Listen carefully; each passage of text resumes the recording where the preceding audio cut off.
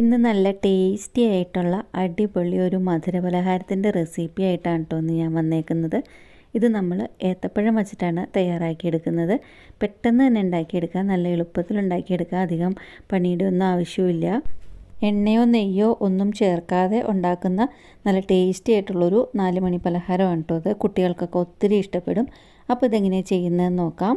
അതിനായിട്ട് ഞാനിപ്പോൾ ഇവിടെ ഒരു 4 വലിയ നേന്ത്രപ്പഴം എടുത്തിട്ടുണ്ട്. നല്ലപോലെ പഴുത്ത നേന്ത്രപ്പഴമാണ്. നമ്മൾ പറയുന്ന തൊലിയെല്ലാം കറുത്തിരിക്കുന്നു എന്ന് പറയുന്ന ആ ടൈപ്പിലുള്ള നേന്ത്രപ്പഴം എടുത്താൽ കുറച്ചുകൂടെ കൂടുതൽ ടേസ്റ്റ് ഉണ്ടാവും. അപ്പോൾ ഈ 4 പഴം നമ്മൾക്ക് 4ആയിട്ട് മുറിച്ച് ഇവിടെ മാറ്റി വയ്ക്കാം. അതിന് ശേഷം ഞാനിപ്പോൾ ഇവിടെ ഒരു പാൻ എടുത്തിട്ടുണ്ട്. പാനിലേക്ക് ഒരു 1/4 കപ്പ് പഞ്ചസാര ചേർത്ത് കൊടുക്കുന്നുണ്ട്. മധുരമെല്ലാം നിങ്ങളുടെ ഇഷ്ടത്തിനനുസരിച്ചിട്ട് ചേർത്ത് കൊടുക്കണം. അതിൻ്റെ കൂടെ തന്നെ എന്തോരം പഞ്ചസാര എടുത്തോ അത്രയും അളവിൽ തന്നെ ചിരകിയ തേങ്ങയും കൂടെയും ചേർത്ത് കൊടുക്കണം. ഇനിയിപ്പോൾ ഈ തേങ്ങയും പഞ്ചസാരയും നമുക്ക് ചെറിയ ചൂടിലിട്ടിട്ട് ഒന്ന് വരട്ടിയെടുക്കണം. അപ്പോൾ ആ പഞ്ചസാര ശരിക്കൊന്ന് മെൽറ്റായിട്ട് അതിൽ നിന്ന് വെള്ളമെല്ലാം ഇറങ്ങി വരും.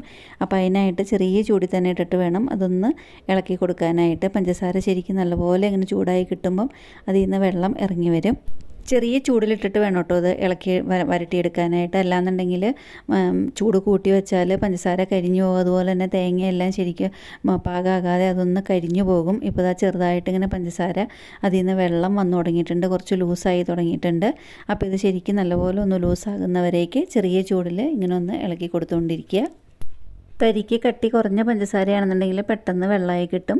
അപ്പോൾ ഇത് കുറച്ച് തരിക്ക് കട്ടി കൂടിയ പഞ്ചസാരയാണെന്നുണ്ടെങ്കിൽ കുറച്ച് സമയം എടുക്കും കേട്ടോ അത് ശരിക്കൊന്ന് വെള്ളമായിട്ട് വരാനായിട്ട്. ഇപ്പോൾ തേങ്ങയെല്ലാം ശരിക്കൊന്ന് വാടി ഇതുപോലെ ഇങ്ങനെ വരണ്ടൊന്ന് തുടങ്ങിയിട്ടുണ്ട്. പഞ്ചസാരയും ശരിക്കും നല്ലപോലെ മെൽറ്റായി കിട്ടി തുടങ്ങിയിട്ടുണ്ട്. ഈ സമയത്ത് നമുക്ക് നമ്മൾ നേരത്തെ മുറിച്ച് വെച്ചിരിക്കുന്ന നേന്ത്രപ്പഴം അതിലേക്ക് ചേർത്ത് കൊടുക്കണം. തേങ്ങയെല്ലാം ശരിക്കൊന്ന് കളർ ചെറുതായിട്ടൊന്ന് മാറി കിട്ടിയിട്ടുണ്ട്. അപ്പോൾ ആ നേന്ത്രപ്പഴം ഫുള്ളായിട്ട് അതിലേക്ക് ചേർത്ത് കൊടുത്തിട്ടുണ്ട്. അതിന് ശേഷം ഈ നേന്ത്രപ്പഴവും പഞ്ചസാരയും തേങ്ങയും ഇതെല്ലാം നമുക്ക് ശരിക്കൊന്ന് വരട്ടിയെടുക്കണം.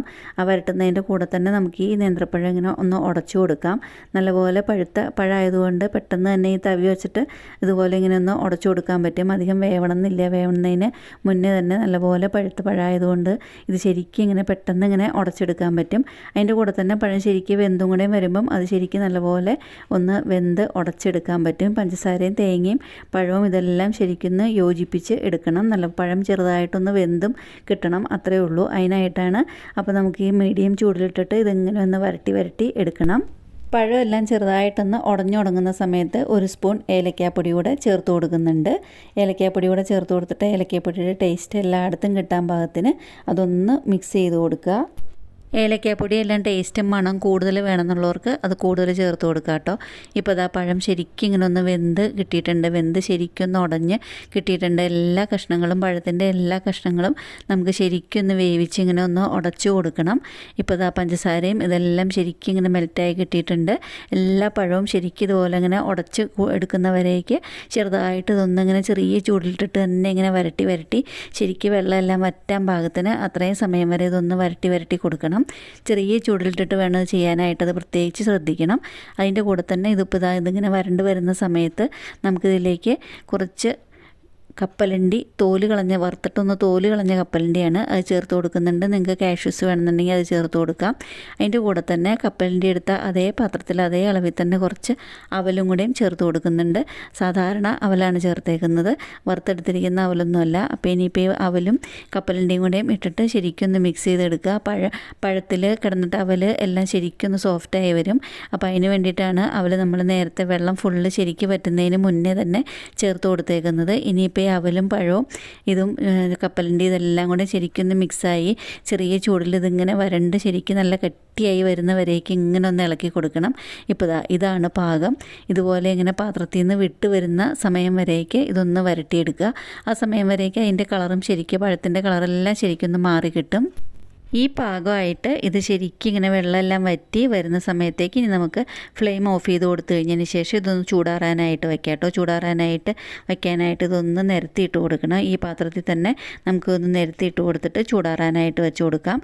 അപ്പോൾ ഇത് ചൂടാറുന്ന സമയം കൊണ്ട് നമുക്ക് വേറൊരു പണി കൂടെ ചെയ്യാനുണ്ട്. അപ്പോൾ അതിനായിട്ട് വേറൊരു പാനും കൂടെ അടുപ്പത്തേക്ക് വെച്ച് കൊടുത്തിട്ടുണ്ട്. അതിലേക്ക് ഒരു 2-3 ടേബിൾ സ്പൂൺ തിരികെ തേങ്ങ ചേർത്ത് കൊടുക്കുന്നുണ്ട്.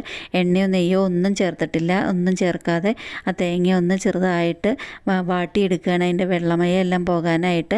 ആ പാകത്തിന് അത് ചെറുതായിട്ടൊന്ന് 2-3 മിനിറ്റ് ചെറിയ ചൂടിലൊന്ന് വാട്ടുമ്പം അതിൻ്റെ വെള്ളമയം എല്ലാം വറ്റി തേങ്ങ ശരിക്കൊന്ന് ഡ്രൈ ആയിട്ട് കിട്ടും. തേങ്ങ കളർ മാറേണ്ട ആവശ്യമില്ല, കളർ മാറരുത്, ശരിക്കും വൈറ്റ് കളറിൽ തന്നെ വെള്ളം വറ്റുന്നവരേക്കൊന്ന് മാറ്റി വെച്ചാൽ മതി. ഇപ്പോൾ തേങ്ങയും ശരിക്കും വെള്ളം വറ്റിയിട്ട് കിട്ടിയിട്ടുണ്ട്. ഇനിയിപ്പോൾ ഇത് ഇവിടെ ഒന്ന് നീക്കി വയ്ക്കാം. അപ്പം നമ്മൾ നേരത്തെ ഉണ്ടാക്കി വെച്ച പഴം മിക്സിൻ്റെയും ചൂട് ശരിക്ക് ആറി കിട്ടിയിട്ടുണ്ട്. ഇനിയിപ്പോൾ നമുക്ക് ഈ പഴം മിക്സ് ചൂടാറി കഴിഞ്ഞ് പഴം മിക്സിൽ നിന്ന് നമുക്ക് ചെറിയൊരു ബോൾ ഉരുട്ടിയെടുക്കണം. അപ്പോൾ അത് കയ്യിലിട്ട് ഉരുട്ടുമ്പം കയ്യിൽ പിടിക്കുന്നുണ്ടെങ്കിൽ മാത്രം കുറച്ച് നെയ്യൊന്ന് കയ്യിൽ പുരട്ടി കൊടുക്കാം. അല്ലാന്നുണ്ടെങ്കിൽ കയ്യിൽ പിടിക്കില്ല എന്നുണ്ടെങ്കിൽ നമ്മൾക്ക് കയ്യിൽ നെയ്യൊന്നും പുരട്ടേണ്ട ആവശ്യമില്ല. കയ്യിൽ നെയ്യ് പുരട്ടാതെയും ഇതിങ്ങനെ ഉരുട്ടിയെടുക്കാൻ പറ്റും. ഇപ്പോൾ പെട്ടെന്ന് ഇങ്ങനെ ഉരുണ്ട് കിട്ടാനായിട്ടാണ് ഞാൻ ചെറുതായിട്ട് കുറച്ച് നെയ്യൊന്ന് ചേർത്ത് കൊടുത്തത്. ഇപ്പോൾ കയ്യിലിട്ടിട്ട് നമുക്ക് ശരിക്കൊരു ബോളിൻ്റെ ഷേപ്പത്തിൽ കുഞ്ഞൊരു ചെറുനാരങ്ങയുടെ വലിപ്പത്തിൽ ഇതുപോലെ ഇങ്ങനെ ഉരുട്ടി എടുത്തിട്ടുണ്ട്. അപ്പോൾ ഇനിയിപ്പോൾ ഈ ഉരുട്ടി എടുത്തിരിക്കുന്ന ബോള് നമുക്ക് ഈ പാത്രത്തിൽ ഇവിടെ തന്നെ നീക്കി വയ്ക്കാം. ഇതുപോലെ തന്നെ നമുക്കിത് ഈ മാവ് ഈ പഴം മിക്സ് ഫുള്ള് ബോളാക്കി ഉരുട്ടിയെടുക്കണം കേട്ടോ. ഒരേ അളവിൽ ഒരേ ഷേപ്പിൽ ഇങ്ങനെ ഉരുട്ടിയെടുക്കണം. അപ്പോൾ ഇനിയിപ്പോൾ ഈ പഴത്തിൻ്റെ ഈ മിക്സ് ഞാൻ ഒരേപോലെയുള്ള ബോൾസാക്കി ഉരുട്ടിയെടുത്ത് കഴിഞ്ഞതിന് ശേഷം ഇത് കാണിച്ചു തരാം. ഇപ്പോൾ ഇവിടെ ഈ ബോൾസ് ഇതെല്ലാം ഇതുപോലെ ഇങ്ങനെ ഉരുട്ടി എടുത്ത് കിട്ടിയിട്ടുണ്ട്. ഇനിയിപ്പോൾ ഈ ഉരുട്ടി എടുത്തിരിക്കുന്ന ബോൾസ് നമ്മൾ നേരത്തെ ചിരകിയിട്ട് നമ്മൾ വെള്ളമയെല്ലാം കളഞ്ഞിട്ട് വെച്ചിരിക്കുന്ന ചിരകിയ തേങ്ങയിലേക്ക് ഒന്ന് ഇട്ട് കൊടുത്തിട്ട് ഒന്ന് ഉരുട്ടിയെടുക്കണം കേട്ടോ. പെട്ടെന്ന് ഇട്ടിട്ട് അതുപോലെ തന്നെ ഉരുട്ടിയെടുക്കണം. അധികം തേങ്ങ ആവേണ്ട ആവശ്യമില്ല. അത് ചുമ്മാ പെട്ടെന്ന് ലൈറ്റായിട്ടൊരു ലെയർ ചിരകിയ തേങ്ങയുടെ ഒരു കോട്ടിങ് കിട്ടിയാൽ മാത്രം മതി. ഒരുപാട് തേങ്ങ ആവേണ്ട ആവശ്യമില്ല. എന്താണെന്ന് വെച്ചാൽ നമ്മളിതിൻ്റെ ഉള്ളിൽ വരട്ടുന്ന സമയത്തും തേങ്ങ ചേർത്ത് കൊടുത്തിട്ടുണ്ട്. അപ്പോൾ അതുകൊണ്ട് തന്നെ ചെറുതായിട്ടൊരു ലൈറ്റായിട്ടുള്ളൊരു കോട്ടിങ്ങിൽ ചിരകിയ തേങ്ങ ചേർത്ത് കൊടുത്താൽ മതി. അതിപ്പോൾ നമുക്കിവിടെ ഇങ്ങനെ ഒരു പ്ലേറ്റിലേക്ക് മാറ്റി കൊടുക്കാം. ഇപ്പോൾ ഇത്രയേ ഉള്ളൂ. ഇതുപോലെ എല്ലാ ബോൾസും നമുക്ക് ആ തേങ്ങയിലിട്ടിട്ട് ഒന്ന് ഉരുട്ടി ലൈറ്റായിട്ടൊരു കവറിങ് കൊടുത്തിട്ട് എടുക്കാം. ഒരു ഭംഗിക്ക് വേണ്ടിയിട്ടാണ് അങ്ങനെ ചെയ്യുന്നത്. അപ്പോൾ ഇത്രയേ ഉള്ളൂ ഇതിൻ്റെ റെസിപ്പി. പെട്ടെന്ന് തന്നെ ഉണ്ടാക്കിയെടുക്കാൻ, ഞാൻ തുടക്കത്തിൽ പറഞ്ഞ പോലെ തന്നെ നമ്മൾക്ക് പെട്ടെന്ന് ഉണ്ടാക്കിയെടുക്കാൻ പറ്റുന്ന ഒരു മധുരപലഹാരത്തിൻ്റെ റെസിപ്പിയാണ് കേട്ടോ ഇത്.